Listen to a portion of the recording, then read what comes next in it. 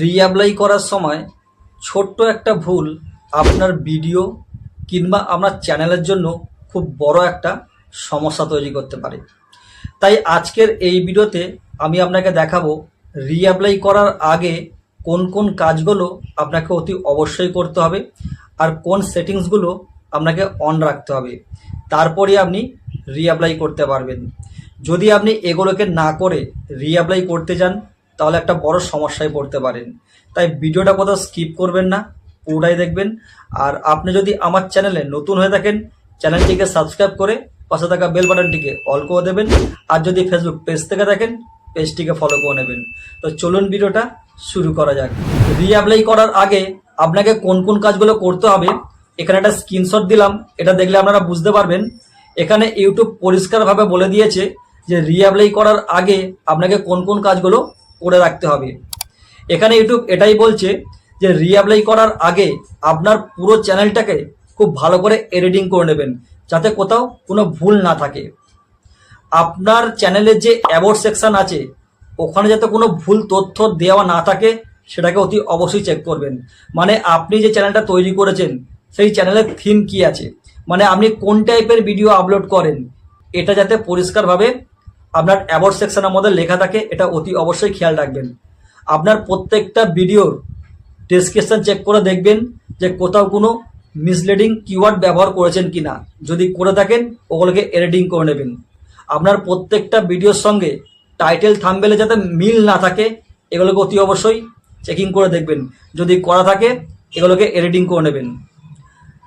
এটাকেও চেক করে দেখবেন যে যেই কারণে আপনার চ্যানেলটা ডিমনিটাইজ হয়েছিল মানে সাসপেন্ড হয়েছিল ওই টাইপের আর অন্য কোনো যাতে ভিডিও আপনার চ্যানেলের মধ্যে না থাকে, যদি থাকে ওগুলোকে ডিলিট করে দেবেন অথবা প্রাইভেট করে রাখবেন। এই সমস্ত কিছু চেক করার পর মানে আপনার চ্যানেলটা আপ টু শুরু থেকে লাস্ট পর্যন্ত যতগুলো ভিডিও আপনি আপলোড করেছেন প্রত্যেকটা ভিডিও ধরে ধরে চেক করে দেখবেন কোথাও কোনো ভুল আছে কিনা বা কারোর কোনো রিউজ কন্টেন্ট আপনি ব্যবহার করেছেন কিনা। যদি কারোর কপি পেস্ট করা ভিডিও আপনার চ্যানেলের মধ্যে আপলোড করে থাকেন সেগুলোকে অতি অবশ্যই হয় প্রাইভেট করবেন আর নয়তো ডিলিট করে দেবেন। এই সমস্ত জিনিস চেকিং করার পর তারপর যদি আপনি অ্যাপ্লাই করেন তাহলে আপনার অ্যাপ্লাই এক চান্সই অ্যাপ্রুভ হয়ে যাবে। যদি আপনি এগুলোকে চেকিং না করে আপনার চ্যানেলকে এডিট না করে যদি আপনি অ্যাপ্লাই করেন মানে যেই কারণে আপনার চ্যানেলটা সাসপেন্ড করা হয়েছিল বা ডিমনিটাইজ করা হয়েছিল সেই কন্টেন্ট যদি আপনার চ্যানেলের মধ্যে থাকে, মানে রিউজ কন্টেন্ট হোক বা কারোর কপি করা কন্টেন্ট হোক, সেগুলো যদি আপনার চ্যানেলের মধ্যে থাকে সেই অবস্থায় যদি আপনি অ্যাপ্লাই করেন তাহলে কিন্তু আপনার অ্যাপ্লাই রিজেক্ট হয়ে যাবে। তাই অতি অবশ্যই রিঅ্যাপ্লাই করার আগে এই সমস্ত জিনিস চেকিং করবেন, আপনার চ্যানেলটিকে পুরোপুরিভাবে এডিটিং করবেন, তারপরেই রিঅ্যাপ্লাই করবেন। তো এবার চলুন দেখে নেওয়া যাক আমরা কিভাবে রিঅ্যাপ্লাই করব। তো আমি আমার ওয়াইটি স্টুডিও অ্যাপসের মধ্যে প্রবেশ করে গেছি আর এখানে দেখতে পাচ্ছেন আমার চ্যানেলটা সাসপেন্ড হয়ে আছে। আর এটা কি কারণে হয়েছে, ইনঅথেন্টিক কন্টেন্ট পলিসি, মানে এই পলিসিটা ব্রেক হয়ে গেছে যার কারণে আমার চ্যানেলটা 90 দিনের জন্য সাসপেন্ড হয়ে গেছিলো। তো এটা কেন হয়েছিল, ইউটিউবের শর্ট প্ল্যাটফর্মে একটা দেখবেন এআই টুলস দেওয়া আছে, ওখান থেকে আমি কয়েকটা এআই ভিডিও বানিয়ে আমি আপলোড করেছিলাম যার কারণে এই প্রবলেমটা হয়েছিল। তবে এখানে একটা কথা বলে রাখি, ইউটিউবে যখনই ভিডিও আপলোড করবেন ইউটিউবের রুলস আর পলিসি খুব ভালো মতোভাবে পড়ে নেবেন, তারপরে ভিডিও আপলোড করবেন, নয়তো আগামী দিনে সমস্যায় পড়তে পারেন। তো আমরা এখন কি করব, একটু নিচের দিকে আসব। এখানে একটা কথা বলে রাখি, এরকম সমস্যা যদি আপনার সঙ্গে হয়ে থাকে তাহলে ভয় পেয়ে ইনস্ট্যান্ট কোনো ভিডিওকে সঙ্গে সঙ্গে ডিলিট করবেন না, তাহলে আপনার চ্যানেলের রিচ ডাউন হয়ে যাবে। সেই ভিডিওগুলোকে প্রাইভেট করে রাখবেন। আর কখন ডিলিট করবেন আমি ভিডিওর লাস্টে বলে দেবো।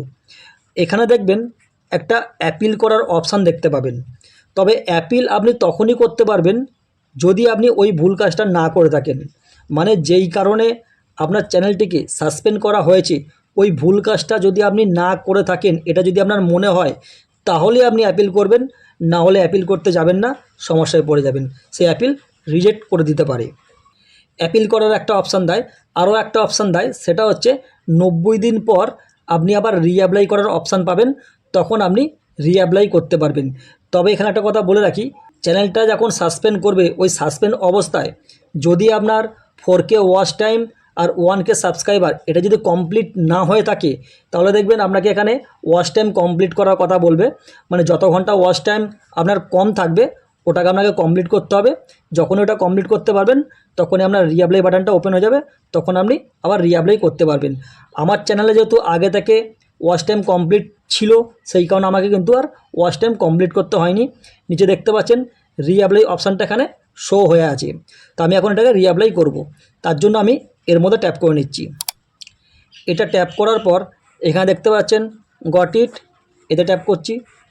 তো বন্ধুরা দেখতে পাচ্ছেন এখন আমার চ্যানেলটা আন্ডার রিভিউতে চলে গেছে, আর এটা ম্যাক্সিমাম 30 দিন পর্যন্ত সময় লাগতে পারে, অথবা 1 থেকে 2 সপ্তাহ সময় লাগতে পারে, আবার 12 থেকে 24 ঘন্টার মধ্যেও এটা অনেক সময় হয়ে যায়।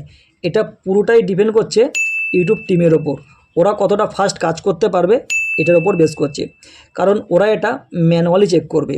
আর এখানে একটা কথা বলে রাখি, আমি প্রথমেই বলেছিলাম যে প্রাইভেট ভিডিওগুলো কখন ডিলিট করবেন, এই রিঅ্যাপ্লাই করার আগে 10 থেকে 15 দিন আগে ওই প্রাইভেট করা ভিডিওগুলোকে ডিলিট করে দেবেন।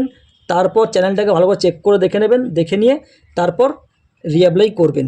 তো আশা করি আপনাদেরকে পুরো ব্যাপারটা বোঝাতে পেরেছি। যদি কোথাও বুঝতে অসুবিধা হয় অবশ্যই আমাকে কমেন্ট করবেন। আর আপনি যদি আমার চ্যানেলে নতুন হয়ে থাকেন চ্যানেলটিকে সাবস্ক্রাইব করে আমার পাশে থাকবেন।